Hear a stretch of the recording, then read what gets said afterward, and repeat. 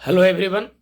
आज आप देखिए डिटर्मिनेंट का ये खूबसूरत सवाल जिसको आप ट्रिक्स से कैसे बना सकते हैं बड़ा कम समय में। ये सभी प्रतियोगिता परीक्षा के लिए समान रूप से उपयोगी है।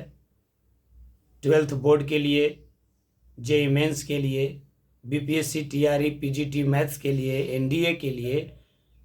देखिए इस सवाल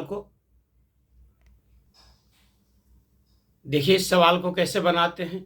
यदि आप बाय मेथड इसको बनाएंगे तो डिटर्मिनेंट को आप सोल्व करेंगे, उसके बाद कॉरस्पॉन्डिंग कोफिशिएंट को इक्वेट करेंगे और यही तरीका है बनाने का। लेकिन आप इसको ट्रिक्स से बना सकते हैं कम समय में। कैसे, जरा ध्यान दीजिए। डिटर्मिनेंट का वैल्यू दिया हुआ है राइट हैंड साइड में, उसमें ध्यान दीजिए किसको निकालना है। निकालना है आपको ई, यानी ई कांस्टेंट टर्म है।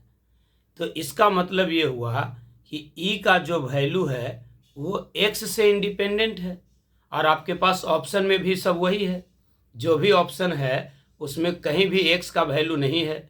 इसका मतलब ये हुआ कि जब ई का वैल्यू निकालेंगे और ई एक्स से इंडिपेंडेंट है तो फिर इस डिटर्मिनेंट को सोल्व करने का कोई मतलब नहीं है। इसका मतलब हम एक्स को वैनिश कर देते हैं, एक्स को डिसअपियर कर देते हैं, एक्स को गायब कर देते हैं। तो एक्स को गायब करने का सबसे अच्छा तरीका क्या है?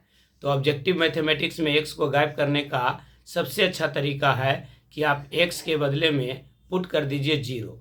तो जब एक्स का वैल्यू जीरो पुट कीजिएगा तो राइट हैंड साइड में देखिए ये सारा टर्म खत्म हो जाएगा, सिर्फ क्या बच जाएगा आपका ई। और लेफ्ट हैंड साइड में जो डिटर्मिनेंट है वहाँ भी आपको चेंजिंग देखने को मिलेगा।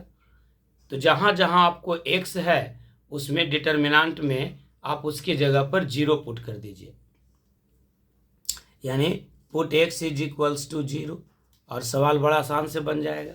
तो जब एक्स बराबर जीरो पुट कर देंगे तो आपको डिटर्मिनेंट क्या मिलेगा? देखिए ऊपर में है एक्स स्क्वायर प्लस 3x, यानी एक्स के जगह पर जीरो, तो जीरो प्लस 3 इंटू जीरो यानी जीरो। फिर एक्स प्लस 1 है यानी जीरो प्लस 1, फिर जीरो माइनस 3 यानी -3। सेकेंड कॉलम में देखिए एक्स -1 है यानी -1, फिर -2x है यानी जीरो, फिर एक्स प्लस 4 है यानी जीरो प्लस 4, फिर जीरो प्लस 3 है तो आपको मिल जाएगा 3, जीरो प्लस 3 हो गया आपका 3, फिर जीरो -4 है -4 और 3 इंटू जीरो यानी जीरो। और इसी का वैल्यू क्या दिया हुआ है? ई है। अब आप देखिए जैसे ही आपने एक्स को जीरो पुट किया तो आपको मैट्रिक्स के रूप में एक अलग सा चीज़ मिल गया। देखिए तो ये मैट्रिक्स के रूप में मिला है, ध्यान दीजिएगा। चूंकि ये स्क्वायर मैट्रिक्स है तो इसका डिटर्मिनेंट पॉसिबल है।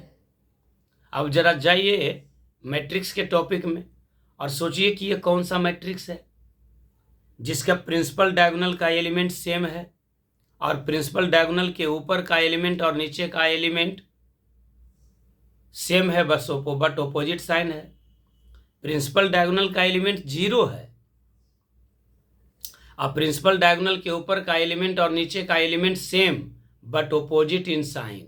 तो ऐसे मैट्रिक्स को कहते हैं स्क्यू सिमेट्रिक मैट्रिक्स और इसके कॉरस्पॉन्डिंग डिटर्मिनेंट का वैल्यू हो जाता है जीरो। बात समझ में आ गया? तो अब डिटर्मिनेंट को सोल्व करने की आवश्यकता ही नहीं पड़ी, यानी ई का वैल्यू हो जाएगा जीरो। इस डिटर्मिनेंट का वैल्यू हो गया जीरो। क्यों भाई? क्योंकि ये स्क्यू सिमेट्रिक डिटर्मिनेंट है। स्क्यू सिमेट्रिक डिटर्मिनेंट का वैल्यू होता है जीरो। स्क्यू सिमेट्रिक का मतलब क्या हो गया भाई? एक ऐसा डिटर्मिनेंट जिसके प्रिंसिपल डायगोनल का एलिमेंट जीरो हो, प्रिंसिपल डायगोनल के ऊपर का एलिमेंट और नीचे का एलिमेंट सेम हो लेकिन साइन ओपोजिट हो। तो ये सवाल बन गया कितना आसानी से। उम्मीद है कि आपको अच्छा लगा होगा। प्लीज़ वीडियो को लाइक कीजिए, चैनल को सब्सक्राइब कीजिए और ज़्यादा से ज़्यादा दोस्तों में इसे शेयर कीजिए। मिलते हैं अगले सवाल में।